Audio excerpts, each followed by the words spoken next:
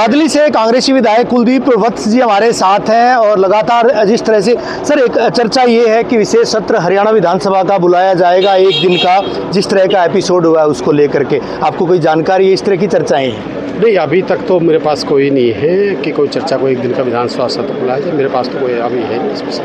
5 तारीख को आप भी कोई बड़ा खुलासा करने की बात कहकर गए थे, वो किस तरह का खुलासा किया जाएगा और किस तरह की आने वाले दिनों में रणनीति होगी? देखिए, एग्जैक्ट तो ये मीडिया आपकी तीसरा स्तंभ है, पर मुझे ये नहीं पता कि ये जैसे पंजाब केसरी के साथी ने यहाँ से खबर चलाई, मुझे ये समझ में नहीं आया। वो तो चल ठीक है, राजनीतिक तो चर्चाओं का विषय होता है, पर उन्होंने कहा भाई किसको झटका देंगे, किसको झटका नहीं देंगे। देखिए, मैं आपको एक चीज़ क्लियर बता दूं, मैं बहुत मजबूती से जिसके साथ रहता हूं उसके साथ मजबूती से रहता हूं। और जहां तक खुलासों की बात है, खुलासे करेंगे।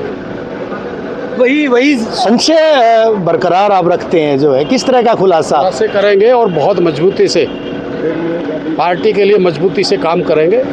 और 5 मार्च को जो मेरा जन्मदिन 5 मई को मेरा जन्मदिन भी है और उस दिन हनुमान जी का भंडारा भी है। उसके बाद नए जोश और नए होश के साथ पूरे हरियाणा में, चाहे गरीब की बात हो, चाहे मजदूर की बात हो, चाहे किसान की बात हो, चाहे युवाओं की बात हो, चाहे बढ़ते अपराध की बात हो, हर चीज़ की लड़ाई मजबूती से पूरे हरियाणा में मजबूती से 5 मई के बाद शुरू करेंगे। और हर उस व्यक्ति की हक और हकूक़ की लड़ाई को रोड से लेके विधानसभा तक मजबूती से 5 विधायकों के क्रॉस वोटिंग को लेकर जिस तरह से निलंबन हुआ है, तार्किक मानते हैं आप? सही मानते हैं इसको? देखिए, मैं बहुत सही मानता हूँ।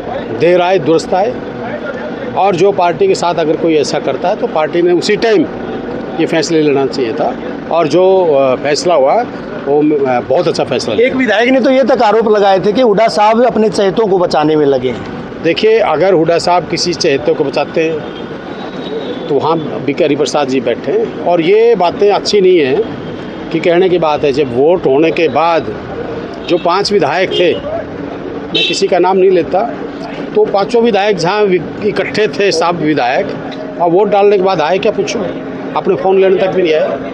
अभी जिस तरह से जो नारी शक्ति वंदन संशोधन अधिनियम, उस पर ये आरोप लगाए गए कि कांग्रेस ने उसको पास नहीं होने दिया था। देखिए, कांग्रेस ने पास क्यों नहीं होने दिया? सबसे बड़ी बात आप एक चीज़ देखिए, क्या जो 2023 का जो वो है कॉस्ट सेंक्शन, अब 11 के उससे कर रहे हो आप, तो 2023 से क्यों नहीं कर रहे? और जहाँ तक ये इनका दोहरा चरित्र होता है, ये देखते कुछ हैं, करते कुछ हैं। अब जब बिल पास करने की बात आई, कांग्रेस को क्यों दोष बने? और कोई बिल होता तो कैसे पास हो जाता है? कोई भी बिल है, ये कैसे पास करा लेते हैं? यही बिल पास क्यों नहीं कराया? और ये किसने शुरू किया था? पहले मांग सोनिया गांधी जी ने की थी। सद्भावना यात्रा में चर्चाएं कि राहुल गांधी आएंगे, तो एक झटका देने का काम करेंगे क्या, या पूरी कांग्रेस को एकजुट करेंगे? देखिए, राहुल गांधी हमारे नेता है, उनका मन करे वो आए। आप गए हैं यात्रा में? नहीं, मेरे पास तो अभी मेरे इलाके में आई नहीं, और आएगी जब सोचेंगे।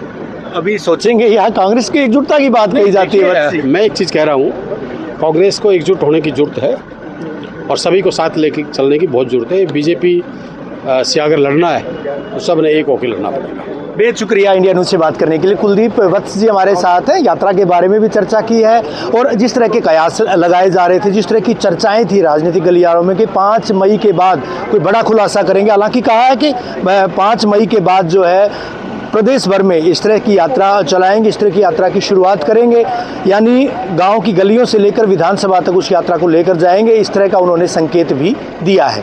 वीडियो जर्नलिस्ट स्मित अवस्थी के साथ रवि जांगड़ा, इंडिया न्यूज़।